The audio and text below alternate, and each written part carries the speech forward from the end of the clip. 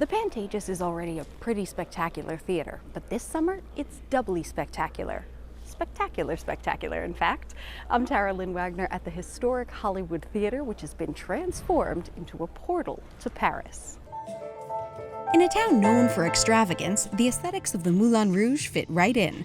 And they fit right in at the Pantages as well. I mean, right? It's amazing, isn't it? Bill Damashki is one of the producers of the 10-time Tony Award-winning Moulin Rouge the Musical, which has stomped into LA with all the subtlety of, well, one of its biggest stars. There was an actual elephant at the Moulin Rouge, and it was actually the dressing room of the star. So, we wanted to create that and create that sense of opulence and exoticism. Bill moved to Los Angeles in 1990, and on day one walked up and down Hollywood Boulevard to see the stars. That walk took him past the Pantages, of course, and in the years since, he's seen many shows here.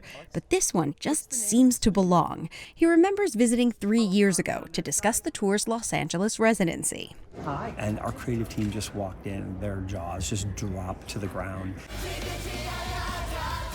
The show, like Baz Luhrmann's movie, features an enormous playlist of pop music and beyond. It was a 10-year journey for the production team, from Lunch with Luhrmann in 2009 to the Broadway opening, in part because securing the rights to 75 songs spanning 160 years was a complicated process. Also complicated, replicating Broadway's over-the-top immersive set and transporting it to theaters across the country. Connor Ryan, who plays the romantic Christian, explains how it's done. How do we move the elephant from city to city? We pack it in a trunk. Oh, wow. He'll be here till September, folks.